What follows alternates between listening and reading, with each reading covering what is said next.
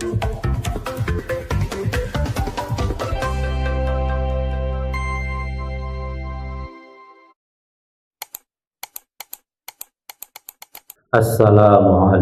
warahmatullahi wabarakatuh. Bismillahirrahmanirrahim. Alhamdulillahirabbil alamin.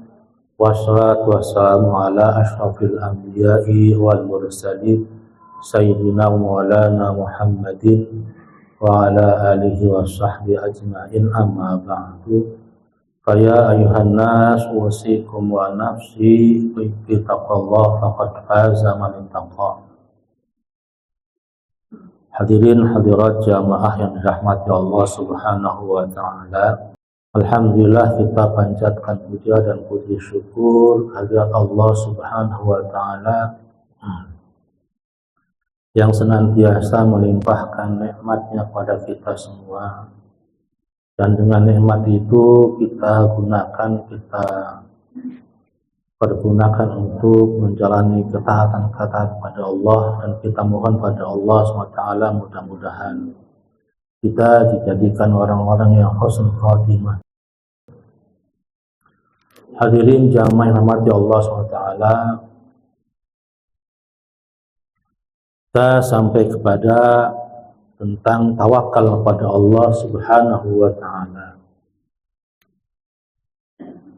Kaitannya dengan tawakal adalah ada satu proses yang harus kita jalani sebelum kita sampai kepada tawakal tadi, yaitu ikhtiar kita yang maksimal. Sebagaimana kita semua sebagai orang tua berharap, ingin sekali memiliki keturunan anak-anak kita semua jadi orang saleh salihah. Maka ada upaya, ada ikhtiar kita bagaimana supaya kita anaknya menjadi orang-orang saleh salihah. Dimulai dari diri kita sendiri, menunjukkan kepada anak-anak kita bagaimana menjadi orang yang saleh salihah.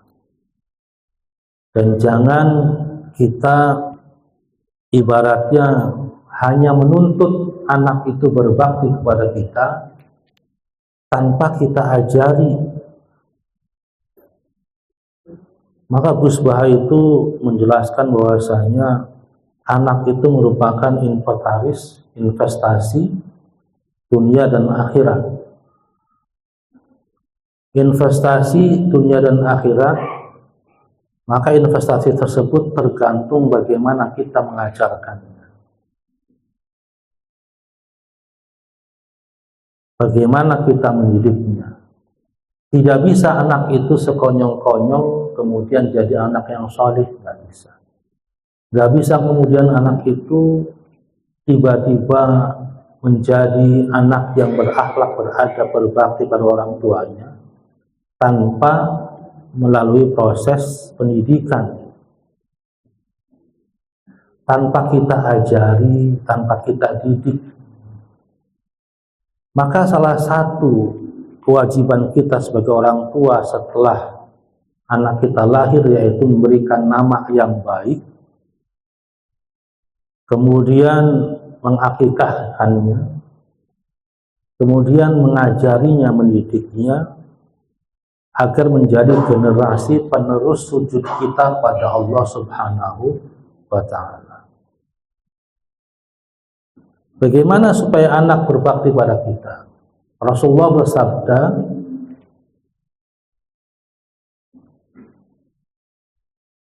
berbaktilah kalian kepada orang tua kalian, yang artinya seperti itu, berbaktilah kalian kepada orang tua kalian, maka akan berbakti kepada kalian anak-anak kalian. Maka kewajiban anak itu berbakti pada orang. Birrul walidain. Ya. Birrul walidain, berbakti kepada orang tua, baik ketika masih hidup ataupun sudah meninggal. Karena durhaka kepada orang tua adalah termasuk dosa besar. Huququl walidain. Durhaka pada orang tua termasuk dosa yang besar. Dan dosanya itu Allah tampakkan azabnya di dunia, juga nanti di akhirat. Kalau kita ingin anak kita sholat, kitanya harus sholat dulu. Kita memberikan contoh kepada anak kita.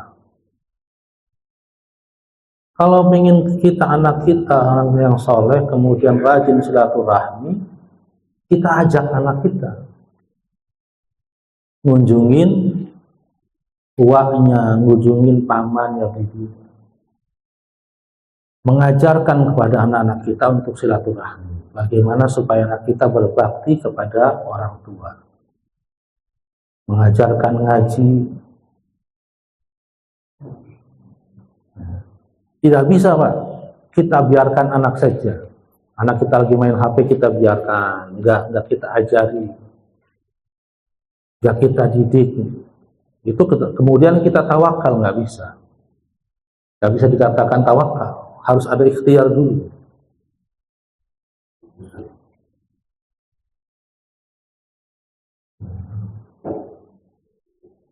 Dan dosa orang yang durhaka sama orang tua luar biasa. Allah tampakkan, Allah berikan di dunia, sekaligus juga Allah berikan di akhiratnya. Jadi double. Maka kita ajarkan anak kita ketika berangkat sekolah, cium tangan dulu sama orang tua. Orang tuanya nganter sambil mendoakan anak kita ketika berangkat sekolah. Moga-moga mendapatkan ilmu yang bermanfaat, sambil nganter, Pak. Nanti pulang sekolah juga sama. Datang, cium tangan orang tua dulu. Hadis Rasulullah SAW bersabda, ridallah fi ridhal walidain wa sukhtullah fi sukhtil walidain. Ridhonya Allah itu terletak kepada keridhaan kedua orang tua, dan murkanya Allah terletak pada murka kedua orang tua.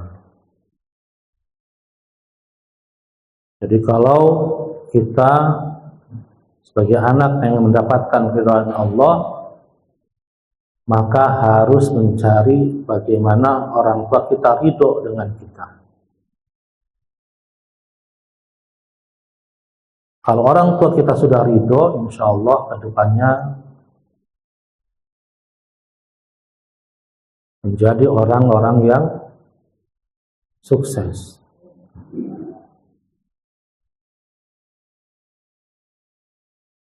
Tapi kalau orang tua kita nggak suka, marah, maka pasti kita mendapatkan marahnya Allah Subhanahu wa Ta'ala.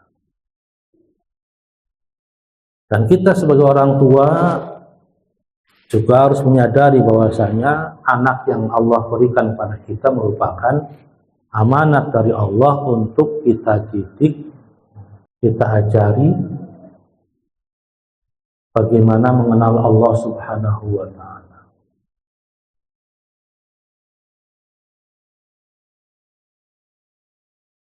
Di mana ada kisah tentang sahabat Rasulullah yang sangat luar biasa berbakti, yang ada di Yaman, namanya Wais Al-Qarni. Beliau termasuk sahabat Rasulullah, tapi belum pernah ketemu Rasulullah.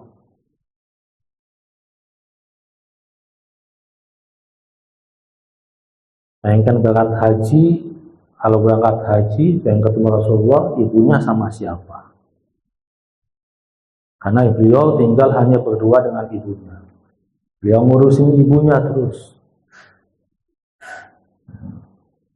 Sampai satu saat Rasulullah bersabda pada para sahabat yang pada Sayyidina Umar dan Abu Bakar, kalau kalian ingin berdoa kemudian doanya pengen diijabah, maka minta doakan sama yang namanya Wais Al-Qarni. Sampai Rasulullah wafat.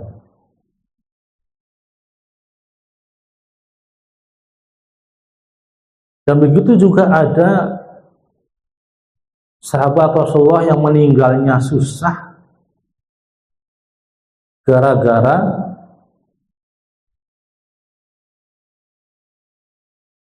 menyinggung, menyakiti hati ibunya, yaitu sahabat Alqamah. Itu meninggalnya susah, Pak. Sama juga kisahnya. Sahabat Alqamah itu hidup dengan ibunya hanya berdua. Dari kecil dirawat sama ibunya. Sampai besar, sampai menikah. Sayang luar biasa ibunya sama Alqamah. Ketika sudah menikah, mereka berpisah. Alqamah dengan istrinya tinggal di rumah sendiri, ibunya di rumah sendiri. Satu saat ibunya ini kangen, pengen nengok anaknya. Sahabat Alqamah lupa nengok ibunya. Kok nggak kemari-kemari, biasanya seminggu sekali kesini, ini nggak main-main. Rupanya sahabat Alqamah ini sibuk. Akhirnya ibunya nggak ngasih tahu dulu pengen main. Jalanlah ibunya dari rumahnya yang lumayan rada jauh, ingin nengok anaknya Alqamah. Belum sampai rumah, belum masuk depan pintu, ibunya dengar istrinya ngomong, "Pak, nanti kalau ibu kamu main ke sini, itu kue bolu, kue apem, kue yang ada semputin. Jangan sampai dihidangkan sama ibu kamu. Pokoknya semputin semua." Ibunya dengar. Ini menantunya pelit. Yang bikin sakit hati ibunya apa? Anaknya bilang, "Iya, nanti saya semputin." Itu dengar kata kita itu aja, Pak. Ibunya balik lagi nggak jadi main, nangis panjang jalan. Saya nggak ridho. Saya nggak punya anak lagi namanya Alqamah. Kalau di Indonesianya ada namanya Malin Kundang, Pak ya. Pulang ibunya nangis, tersinggung. Sampai akhirnya ketika Alqamah mau meninggal itu susah. Malaikat Israel susah nyabut nyawanya. Sudah sampai tenggorokan balik lagi. Cekap, balik lagi. Sahabat-sahabat sudah nalkinin, "Ayo la ilaha illallah." Nggak bisa. Sampai akhirnya ngadu ke Rasulullah, "Ya Rasulullah, ini sahabat kita Alqamah susah sekali meninggalnya. Sudah hampir seharian ya Rasulullah." Akhirnya Rasulullah mengadu sama Allah, "Ya Allah, kenapa ini?" Datang Rasulullah nengok, sama juga nggak bisa. Sahabat Alqamah nggak kenal Rasulullah, nggak bisa ditalkin. Kemudian bertanya kepada malaikat Jibril, "Ya Jibril, kenapa ini?" Malaikat Jibril langsung menghadap Allah.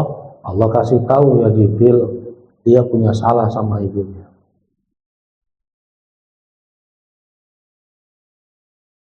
Cari ibunya, biar ibunya memaafkan."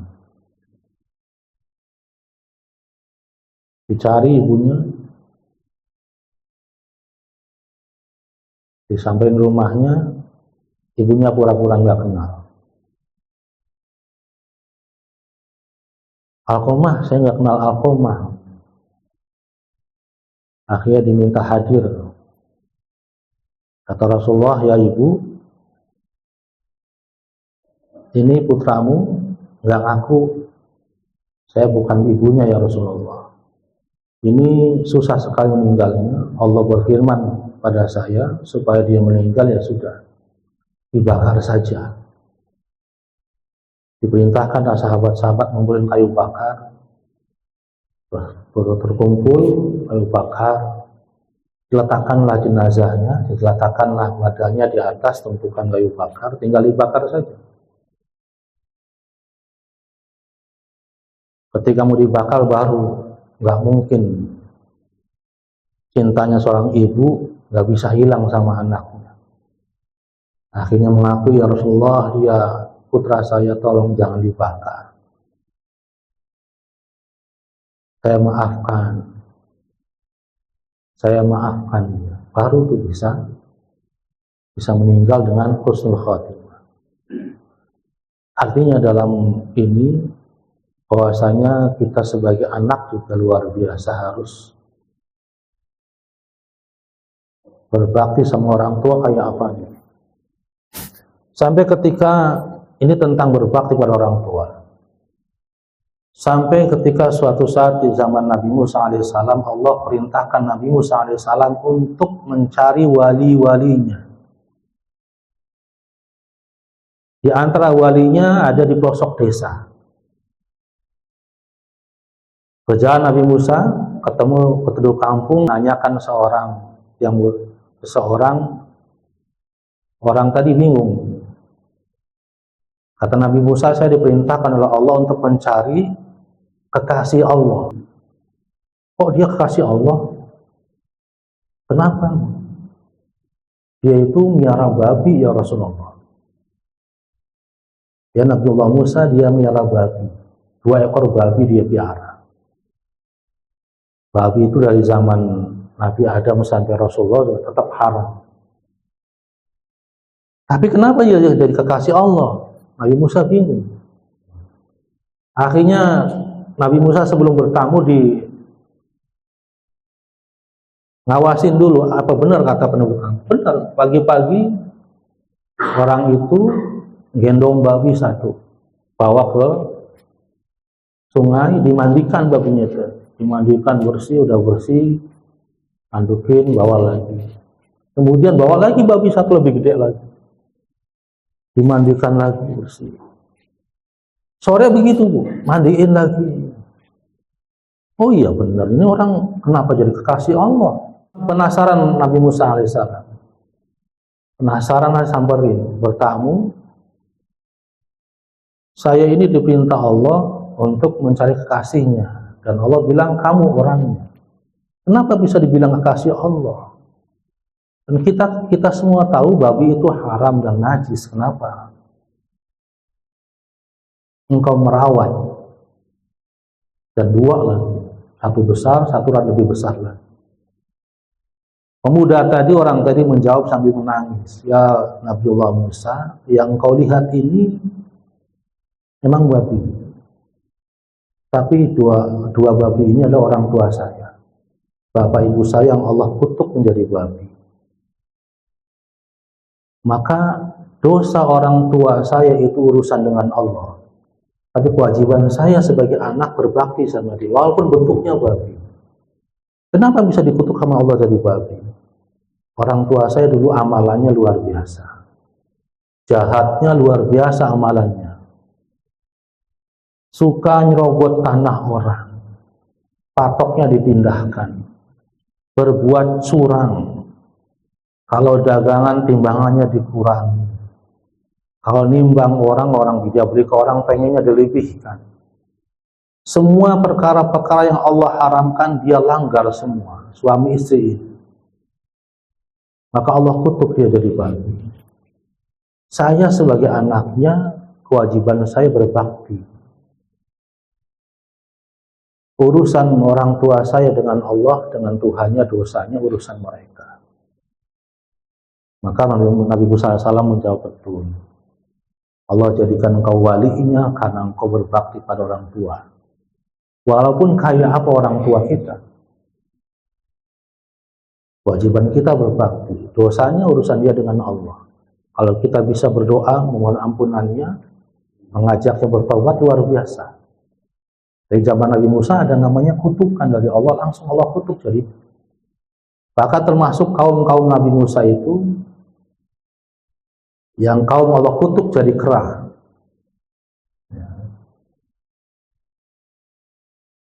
maka luar biasa.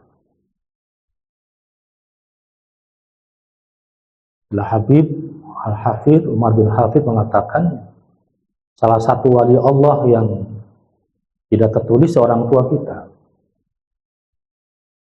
Kalau pengen doanya kita dikabul, minta sama orang tua kita. Dan salah satu pintu surga bagi seorang anak adalah orang tuanya. Kalau sudah nggak ada orang tuanya, sudah. Pintu surganya tertutup, harus nyari pintu surga yang lain. Maka kita sebagai orang tua pengen supaya anaknya soleh, ya tadi, jangan memunculkan murka Allah. Kita harus ridho, harus senang dengan yang Allah berikan pada kita berupa amanat, yaitu anak kita. Nakal kayak apa anak kita? Masih kecil, harus kita bimbing, jangan pakai marah-marah. Justru kalau anak kita nakal kemudian kita marah, berarti mengundang murka Allah. Ridho Allah terletak pada ridho kedua orang tua. Kita sebagai orang tua harus ridho. Nakal dibimbing, diajarin, jangan dimarahin. Kalau kita marahin, kita berarti nggak ridho. Itu mengundang murka Allah. Itu supaya anak kita menjadi orang yang Allah ridhoi. Dan ketika saya ngajar juga dulu gitu, anak-anak kelas MTS, SMA, SMP, SMA, coba kalian datangi orang tua kalian, tanya sama orang tua kalian, Bah, Ibu seneng nggak punya anak kayak saya? Kalau seneng, maka luar biasa. Berarti Allah senang sama kamu. Mudah-mudahan jadi pintu terbukanya kesuksesan. Tapi kalau ternyata merengut nggak buat orang tuanya, waduh, udah repot. Ya. Karena tadi aplikasi daripada hadis Nabi, ridallah fi ridal walidain wa suhtullah fi suhtul walidain. Baru setelah itu kita ikhtiar luar biasa, baru tawakal pada Allah. Doa, kita mohon anak yang soleh, kita ajarkan, kita didik, kita bawa ke masjid, maka luar biasa nih banyak anak-anak kecil di sini. Walaupun orang tuanya mana nggak tahu. Harusnya orang tuanya malu, anaknya rajin ke masjid. Walaupun nggak tahu ada, ya, tapi mudah-mudahan menjadi asbab. Jadi sebab anak itu menjadi orang soleh, generasi penerus yang soleh, memakmurkan masjid ini. Harus ada ikhtiar dari kita. Ngajari ngaji, nganter. Kalau kita nggak bisa ngaji, pengen anak kita ngaji, ya anter. Dia ngaji. Apalagi sekarang gubernur kita, Pak KDM itu bikin peraturan. Dan dulu sudah dijadikan undang-undang, anak-anak berangkat masuk sekolah 6:30. Kemudian nggak boleh keluyuran malam. Ada lagi wajib ngaji habis maghrib sampai isya. Itu semua ikhtiar supaya anak-anak kita menjadi orang salih salihah. Ini kaitannya dengan tawakal dan keinginan kita mempunyai anak yang salih. Artinya kalau kita ingin punya anak yang luar biasa salih, ya ikhtiar kita, doa, ikhtiar, kemudian tawakal pada Allah. Selagi masih dikasih hidup sama Allah, masih ada kewajiban kita ikhtiar. Maka tidak ada istilah tawakal tapi tanpa ada usaha. Jangan sampai kita stres mikirin anak, larinya ke dukun, bawain udah repot sudah. Karena sudah amal kita terputus. Man ata kahinan. Rasulullah bersabda, siapa yang mendatangi dukun, kemudian dia mempercayainya, faqad kafar bima anzalallahu ila rasulih, maka dia telah kafir dengan apa yang Allah turunkan pada Rasulullah. Murtad jadinya. Naudzubillah min dzalik. Apapun masalah yang kita hadapi, itu ada ikhtiar yang harus kita jalani yang sesuai dengan syariat yang Allah ajarkan pada Nabi yang pada kita. Nggak boleh keluar dari mau sakit mau apa, jangan sampai datang ke dukun. Ada zaman Rasulullah ibu-ibu yang mengadukan kepada Rasulullah sakitnya nggak sembuh-sembuh. Ya Rasulullah, doakan saya pengen sembuh nggak sembuh-sembuh. Ya Rasulullah jawab, ibu pengen sembuh atau pengen masuk surga? Ya waktu masuk surga, ya sudah. Yang penting ibu ikhtiar, nggak sembuh berarti itu ada pahala yang Allah berikan bagi ibu untuk berjalan masuk surga dengan sebab sabar terhadap sakit yang Allah berikan padanya.